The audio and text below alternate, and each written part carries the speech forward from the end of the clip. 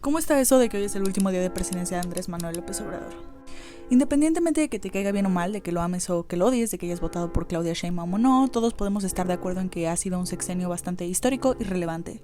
Siendo que Andrés Manuel López Obrador ha sido el líder más carismático del país, teniendo una aprobación que ronda entre el 70 y el 80% de inicio a fin de sexenio, sin que se haya caído en ningún momento a menos del 60%. Lo cual contrasta con sus tres predecesores, Vicente Fox, Felipe Calderón y Enrique Peña Nieto, que son considerados por muchos mexicanos como los peores presidentes de la historia de México. Si tú eres una de esas personas que odia al presidente López Obrador, tengo que informarte que lamentablemente eres parte de la minoría de la población, ya que solo 7% de las personas de México piensan igual que tú. Y es que Morena, el partido oficialista del presidente, ha sido el partido más exitoso en la historia de México, pasando de ser apenas creado como un movimiento social en 2011 y no tener ningún estado y apenas 47 diputaciones en el 2015 a tener 21 gobernadores y 257 diputados al día de hoy, 2024, menos de 10 años después.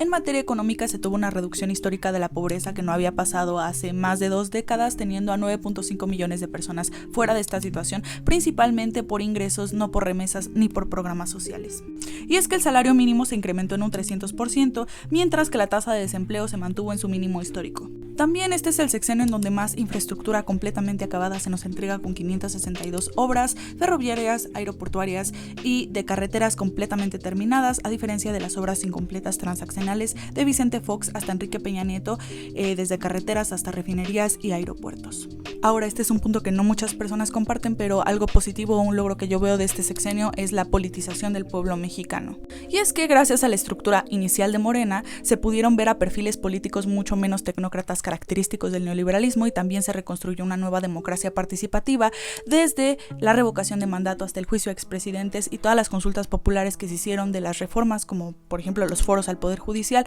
hasta los megaproyectos privados y públicos, desde el Tren Maya hasta, por ejemplo, el proyecto de Constellation Brands, que fue revocado en Mexicali. Y es que AMLO fue un presidente presente que gobernó diariamente, que dio la cara diariamente, que acudió más de 50 veces a todos los estados de la República, a diferencia, por ejemplo, de Enrique Peña Nieto, que no acudió ni una sola vez en todo su mandato a Tamaulipas, o Calderón, a quien le gritaban asesino cada vez que salía a final de su sexenio. Sin embargo, creo que hay otros puntos en donde queda a deber el presidente, por ejemplo, claramente en materia de seguridad. Porque aunque se desaceleró la curva de homicidios, que venía en alza desde el sexenio de Felipe Calderón con su guerra contra el narco, esto no nos habla realmente de una mejora en la presencia del narcotráfico y el crimen organizado en el territorio mexicano. Mientras se culpaba al Poder Judicial por la impunidad en el país, allí teníamos al fiscal general de la República, Alejandro Gertz Manero, que va a seguir con Claudia Sheinbaum en su administración y que no solo dio resultados muy deficientes, ya que durante su gestión las carpetas abiertas aumentaron en un 50%, sino que también es una persona bastante impresentable, con nexos con la derecha y con el crimen organizado.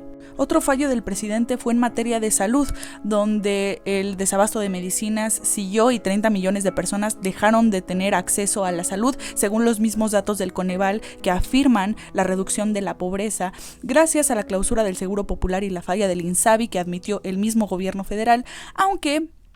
ya se dejó de lado la privatización y el saqueo, aunque esto en términos reales no le ha traído más medicinas a los mexicanos. En materia de educación no solo hubo un retroceso en cuanto a la calidad, sino también al acceso. En materia de género, el sistema de cuidado se dejó de lado. Y en materia de corrupción, que era el tema central de la campaña presidencial de López Obrador y que sin embargo tuvo un viraje hacia el pragmatismo. Y es que a inicios de sexenio veíamos a un López Obrador que se negaba a pactar con el prianismo y que parecía ir a la yugular en los casos de impunidad y de corrupción, y a partir del 2021-2022 vemos a un López Obrador mucho más laxo respecto a estos temas y que termina pactando su reforma judicial con Yunes. Ya sé que él no tuvo que ver directamente con este pacto, pero otro gran ejemplo es Ayotzinapa, que era una de sus promesas de campaña resolver este caso, y no solo ahora se ha truncado, sino que no tenemos suficientes culpables y hasta tenemos a un Omar García Harfuch como secretario de Seguridad de la presidenta, que fue comisionado de la Agencia de Investigación Criminal durante los últimos años de Peña Nieto como sucesor de Tomás Herón. ¿Ustedes qué opinan?